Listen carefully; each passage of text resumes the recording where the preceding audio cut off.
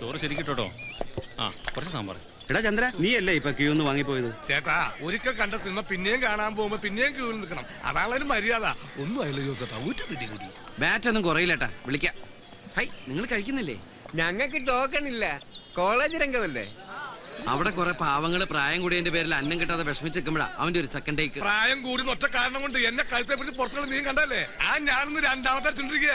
എന്താ സിനിമയിൽ കയ്യൊക്കെയുള്ള കാര്യക്കാരൻ. നാളെ ഷൂട്ടിംഗ് ഏതെങ്കിലും വൃദ്ധസാധനാണെങ്കിലേ നമ്മൾ ഓരോപ്പുറം കയ്യും കെട്ടി നിൽക്കണം.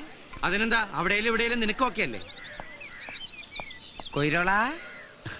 എടി, വലിയ വലിയ സിനിമാ നടികളൊക്കെ സ്ലിം ബ്യൂട്ടി ആവാൻ വേണ്ടി പട്ടിണി കിടക്കണത് നീ കണത്തിപ്പെടില്ലല്ലോ അല്ലേ? എങ്കിൽ പിടി. എനിക്ക് വേണ്ട. പോട്ടടി, അവള് കുട്ടിയല്ലേ. ഞാനും കണ്ടു രാജ്യം ഓമ്പീർപ്പിച്ച് പോണത്. ഞാൻ പറഞ്ഞതല്ലേ ഞാനില്ലാന്ന്. എടി, അവൾ എന്തിനാ കോളേജിൽ വരുന്നത്? പഠിക്കാൻ. നീ എന്തിനാ കോളേജിൽ വന്നത്? അവളെ പഠിപ്പിക്കാൻ, ചില്ലാനുണ്ടാക്കാൻ. ആ കഷ്ടപ്പാട് മനസ്സിലാക്കാനുള്ള വിവരം നിന്റെ അനിയത്തിക്കില്ലെന്ന് കരുതിയാ മതി. അവക്കത് നാണക്കേടായിട്ട് തോന്നിണ്ടാവും. പാവം കുട്ടി, നിനക്കതിന് ഫീൽ ചെയ്തു. നീയും പാവം ത്യാഗി. ഇതൊരു MT സാറിന്റെ സ്ക്രിപ്റ്റിലെ സീനായിട്ട് കണ്ടാ മതി. വിട്, വിടറി, ഇത് വിടറി. എന്നാലും ഞാൻ അവൾക്ക് ഒരു വകയിലെ ചേച്ചിയായി പോയില്ലേ? എനിക്കത് സഹിക്കാൻ പറ്റണില്ല കുട്ടേട്ട. അത് ശരി, കട്ടപ്പാറ പഴിപ്പിച്ച് ചങ്കി കുത്തിയാലും പൊള്ളാത്ത ആൾക്ക് ഒരു മുട്ടുസൂചി പഴിപ്പിച്ച് കുത്തിയപ്പോ പൊള്ളുവേ. ഉള്ള നേരത്ത് വല്ല തമാശയും പറഞ്ഞുകൊണ്ടിരുന്ന ആയുസ് നീട്ടിക്കിട്ടുന്ന ഏതൊരു സിനിമാടി പറഞ്ഞിട്ടുണ്ടല്ലോ. ആരാണത്? ആരുമല്ല, ഞാനാ പറഞ്ഞ. എന്തേനു? എന്നാ ഞാനിത് അങ്ങോട്ട് പിടിച്ചേ, എന്നിട്ട് മുഴുവൻ വെട്ടി വിഴുങ്ങി. എനിക്ക് ഈ സ്ലിം ബൂട്ടികൾ അത്ര ഇഷ്ടമല്ല. എന്റെ നായക്ക് കുറച്ച് തടിയൊക്കെ വേണം. അയ്യടാ.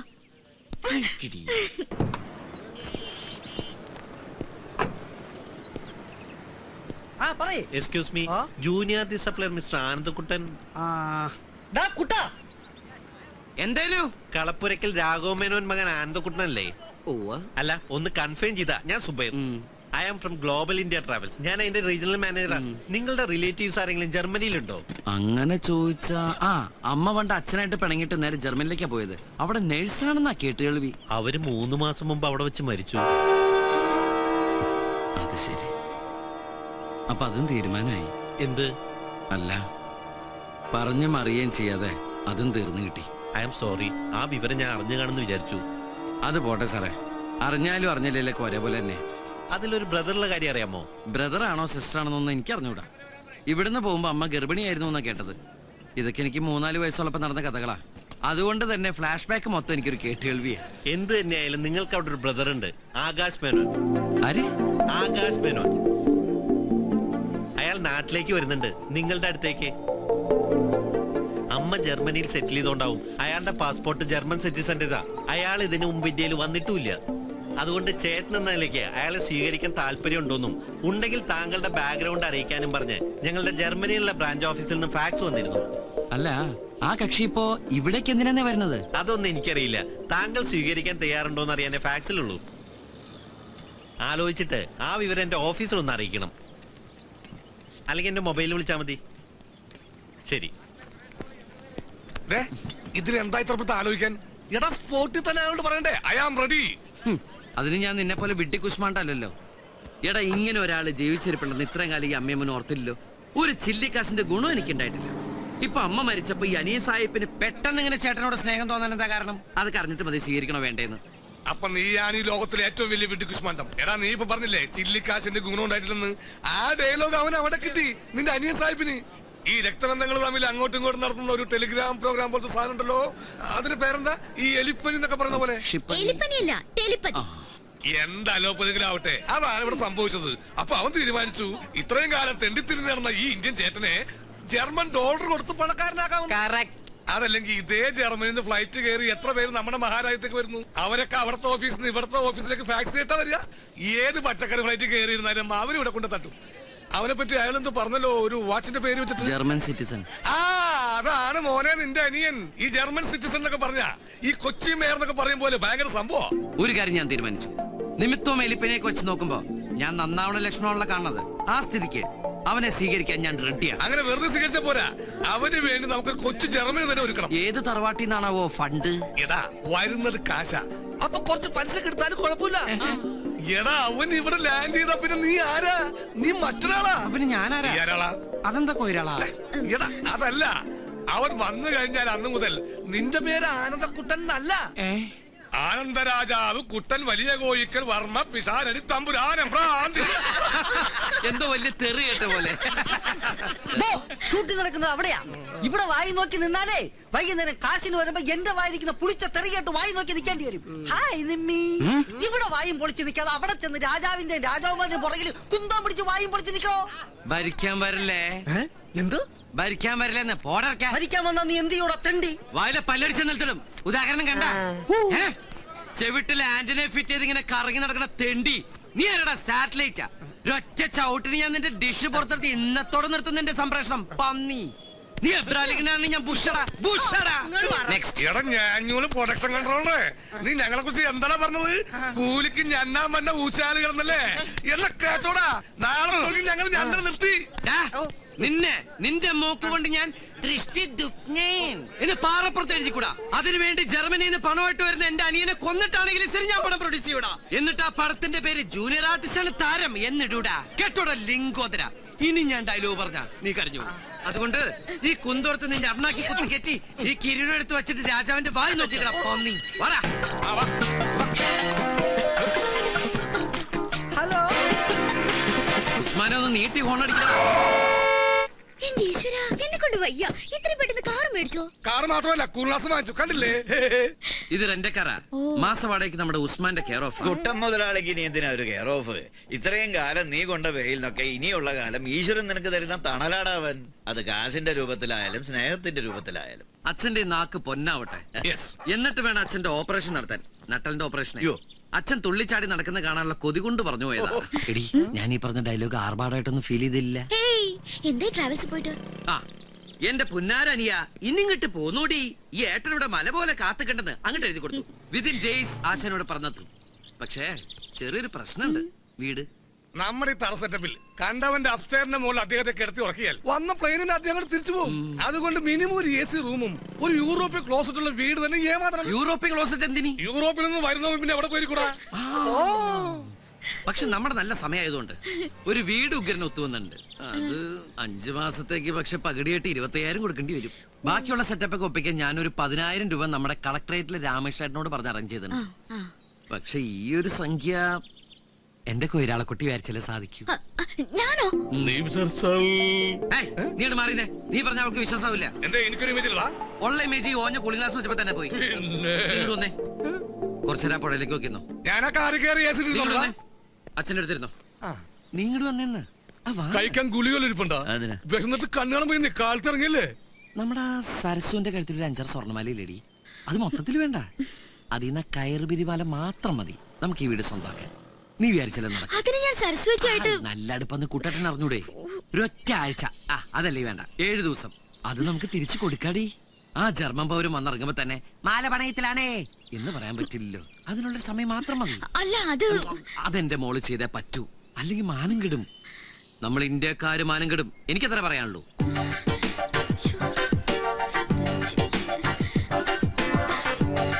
അപ്പൊ എല്ലാം മോളെ ഏറ്റു.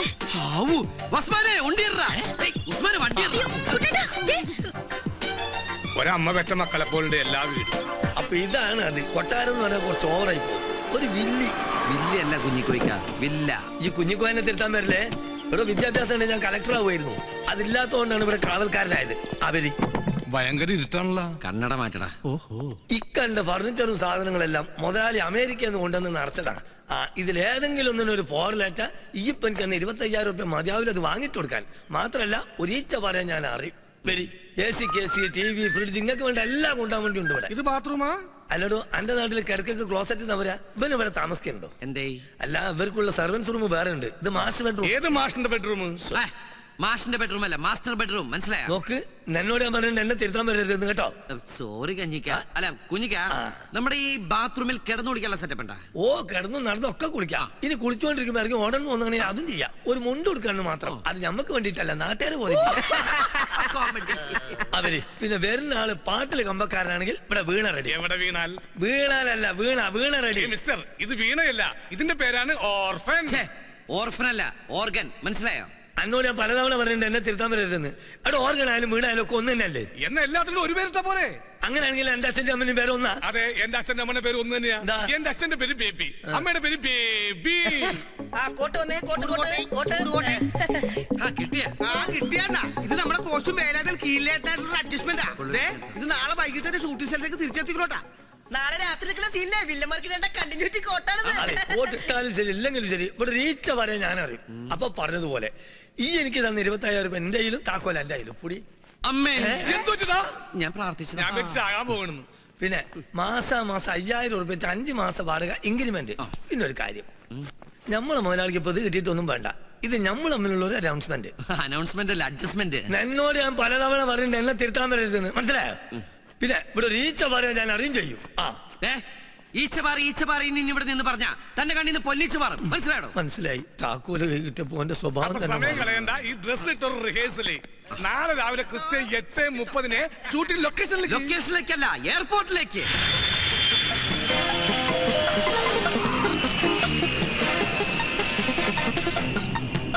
സാറേ, ഇപ്പൊ വന്നത് നമ്മുടെ ഫ്ലൈറ്റ് അല്ലേ? അതെ. എല്ലാവരും മര്യാദ. ഇത് എന്താണത് എല്ലാവരും കണ്ണട വെച്ചിരിക്കുന്നത്? അന്തമാരുടെ സംസ്ഥാന സമ്മേളനം വരുന്നത് എന്റെ അനിയനാ. എന്തായാലും കോട്ടും കണ്ണാടിയൊക്കെ വെച്ചപ്പോ നിന്നെ കാണുന്ന ഏറ്റവും ലുക്ക് ഉണ്ട്. ഈ ഒറ്റ വിരലും കൊണ്ട് കണ്ണാടിയൊക്കെ താത്തി പൊക്കിയും വെക്കണം, എന്നാലും പക്വത ഫീൽ ചെയ്യൂ. സിനിമയിലെ കണ്ടില്ലേ? ഈ ആകാശ് ആളൊരു സുന്ദരനായ മതിയായിരുന്നു. ആണെങ്കിൽ അവനെ കെട്ടി നീ ജർമ്മനിലേക്ക് പറക്കോ? പറഞ്ഞേക്കാം, ആദ്യം ആളെ കാണട്ടെ.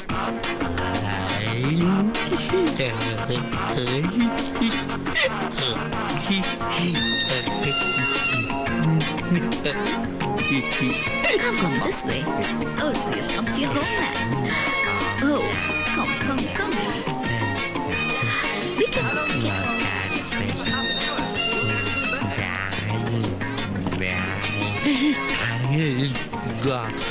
Oh, no, you're not supposed to do that. Come this way. This way. Slowly. Oh, slowly. ഒരു സ്പെഷ്യൽ ഇറക്കുമതി പെണ്ണിന്റെ ഇപ്പുറത്ത് ഇതുപോലത്തെ സാധനക്കാരൻ എന്റെ അനിയനായ ലൈഫ് തീർന്നു. അതിനെയും കൊണ്ട് നടക്കണ ആ ഭാര്യയുടെ ഗതികേട്. അത് ഭാര്യയല്ല, എയറോസ്റ്റസാ. എയറോസ്റ്റസ് എന്താ ഭാര്യയായാലും? നീ ജൂനിയർ ആർട്ടിസ്റ്റ് ആണെന്ന് പറഞ്ഞു. ഏയ്, നമ്മൾ എന്തിനാ ആവശ്യമില്ലാത്ത ഇറക്കുമതിയെ കുറിച്ച് ചർച്ച ചെയ്യുന്നത്? നമുക്ക് നമ്മുടെ രാജകുമാരൻ ചർച്ച ചെയ്യാം. Don't run. We fall. This way.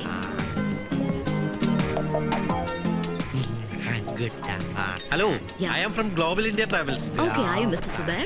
Yeah. Right, this is Mr. Akash Menon and this is his travel documents. എടാ, ബാഗ് എടുക്കുന്നവനെ നോക്കി എന്റെ ഒരു ചായ തോന്നില്ലടാ അവന്. എന്റെ അതേ കണ്ണു നോക്കും. അവൻ തന്നെ ആയിരിക്കുമല്ലോ എന്റെ അനിയൻ ആകാശ് മേനോൻ. തീർച്ചയായും. ആകാശ്, ചേട്ടൻ കൂട്ടുകാരൻ. അവനോട് പറയണ്ട, അവൻ വന്ന ഫ്ലൈറ്റ് തന്നെ തിരിച്ചു പോകും. ആകാശ്,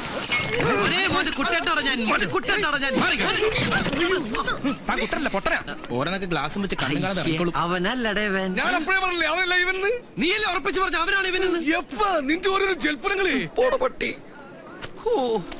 പന്നി ബൊക്കെ മാലയൊക്കെ കീറിക്കളഞ്ഞ്. Okay, baby. Have a great day. Come on. Okay. Okay. Mr. Anandakuttan. ഓ, ഇതാ നിങ്ങളുടെ അനിയൻ ആകാശ് മേനോൻ.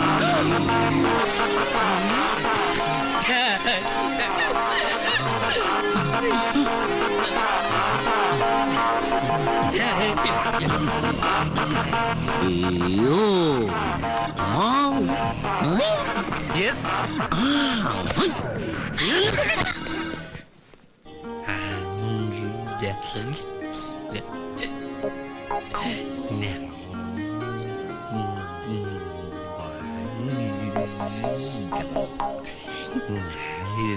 വിട് കുട്ടാ, ഈ കുട്ടി.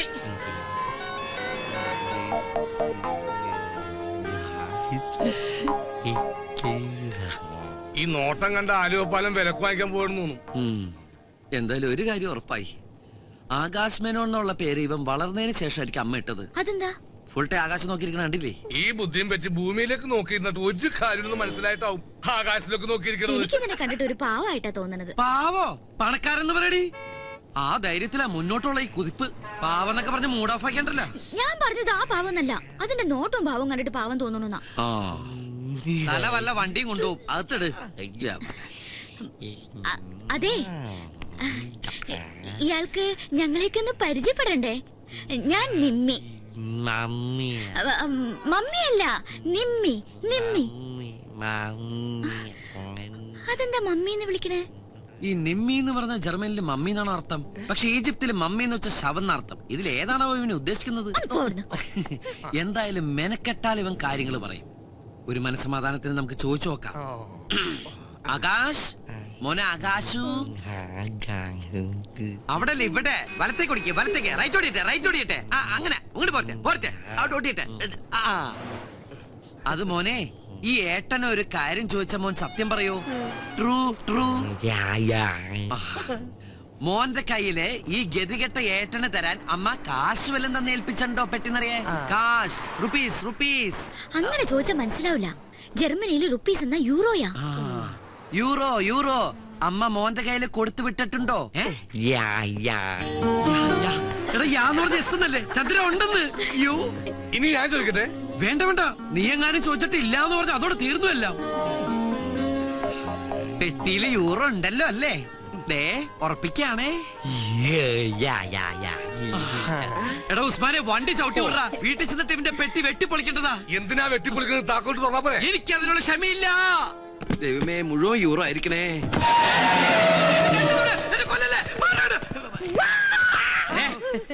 ഇത്രയും പ്രായമായില്ല, ഒരു പാവനെ കണ്ടിട്ടാണ് പേടിക്കുന്നത്.